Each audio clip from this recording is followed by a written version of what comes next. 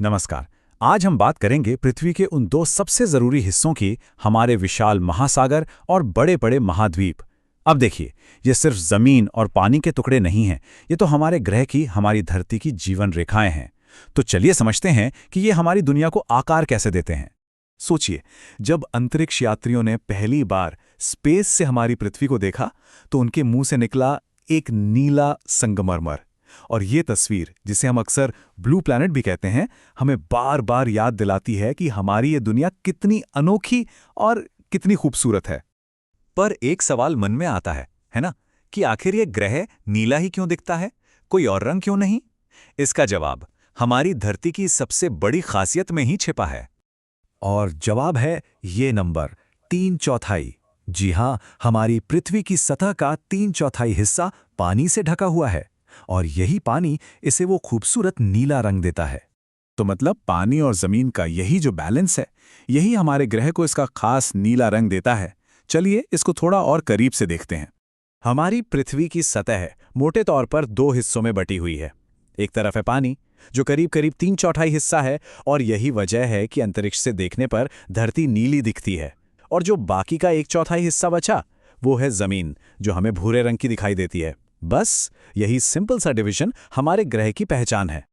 अब जमीन और पानी के इन बड़े बड़े हिस्सों के कुछ खास नाम भी हैं, जिनसे हम सब अच्छी तरह वाकिफ हैं। बिल्कुल सीधे और आसान शब्दों में कहें तो जमीन के जो सबसे बड़े हिस्से हैं उन्हें हम महाद्वीप कहते हैं, और पानी के जो सबसे विशाल भंडार हैं उन्हें महासागर कहा जाता है। यही तो हैं हमारे वर्ल्ड मैप के मेन बिल्डिंग ब्लॉक्स। यहाँ एक बड़ी दिलचस्प बात है, ये जो जमीन और पानी है ना, ये पूरी धरती पर बराबर नहीं बटा हुआ है। अगर हम पृथ्वी को बीच से यानी भूमध्य रेखा से दो हिस्सों में बांटें, तो ऊपर वाला हिस्सा है उत्तरी गोलार्ध और नीचे वाला दक्षिणी गोलार्ध। और कमाल की बात यह है कि ज्यादातर जमीन उत्तरी गोलार्ध में ही है। इसी वजह से दुनिया के मौसम और इकोसिस्टम पर गहरा असर पड़ता है।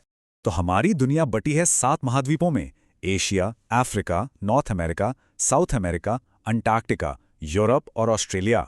और इन जमीनी हिस्सों को चारों तरफ से घेरे हुए हैं 5 महासागर। सबसे बड़ा प्रशांत, फिर अटलांटिक, हिंद, दक्षिणी और सबसे ऊपर आर्कटिक। वैसे तो ये सारे महासागर आपस में जुड़े हुए हैं, एक ही हैं, लेकिन ये नाम हमें अपने ग्रह की ज्योग्राफी को समझने में मदद करते हैं। तो ठीक है, हमने जमीन की बात कर ली, महाद्वीपों को देख लिया, लेकिन कहानी का जो सबसे बड़ा और रोमांचक हिस्सा है वो तो पानी के नीचे है। महासागरों के अंदर एक ऐसी दुनिया बसी है जो शायद हमारी जमीनी दुनिया से भी ज्यादा रंगीन और रहस्यमयी है। देखिए, आज से लगभग 150 साल पहले महान लेखक जूल्स वर्न ने महासागरों के इस रहस्य को समझ लिया था। उन्होंने लिखा था, संसार का आरंभ महासागरों से हुआ है, और कौन जानता है कि इसका अंत इसी में ना हो। उनकी ये बात आज भी हमें समुद्र की गहराई और उसकी ताकत की याद दिलाती है। अगर समुद्र के अंदर की जिंदगी का एक जीता जागता उदाहरण देखना हो तो वो हैं कोरल रीफ्स, यानी प्रवाल भित्तियां। ये पानी के नीचे बसे हुए शहर हैं जो लाखों करोड़ों समुद्री जीवों को पनाह देते हैं, उन्हें खाना देते हैं। इसीलिए तो इन्हें समुद्र का वर्षावन कहा जाता है। महासागरों में जिंदगी हर रंग, हर रूप, हर आकार में मिलती है। एक तरफ छोटी छोटी रंगीन स्टारफिश हैं, तो दूसरी तरफ हमारे ग्रह का सबसे बड़ा जीव विशाल व्हेल। यही विविधता, यही वैरायटी महासागरों को इतना खास बनाती है। और फिर डॉल्फिन को कैसे भूल सकते हैं? ये तो समुद्र की इंटेलिजेंस और एनर्जी का सिंबल है। इन्हें लहरों में खेलते देखना बस यही याद दिलाता है कि महासागर सिर्फ पानी का एक भंडार नहीं, बल्कि जिंदगी से लबालब भरी एक जीती जागती दुनिया है। लेकिन महासागरों का असर सिर्फ उनकी गहराइयों तक ही नहीं है, वो हमारी जिंदगी पर सीधा असर डालते हैं, कभी जीवन देकर तो कभी विनाश लाकर।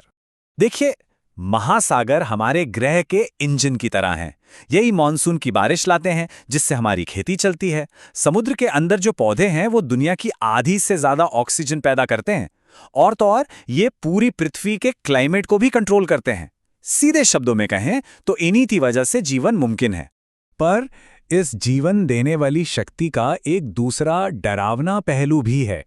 जब महासागर अपनी विनाशकारी ताकत दिखाते हैं तो उसका नतीजा बहुत भयानक हो सकता है। सुनामी इसी विनाशकारी ताकत का एक बड़ा उदाहरण है। होता क्या है कि जब समुद्र के नीचे जोर का भूकंप आता है तो वो पानी के एक बहुत बड़े हिस्से को ऊपर की ओर धकेल देता है।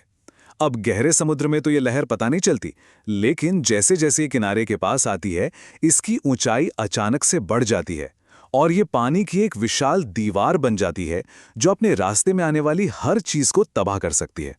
2004 में आई हिंद महासागर की सुनामी शायद हमारे समय की सबसे भयानक प्राकृतिक आपदाओं में से एक थी।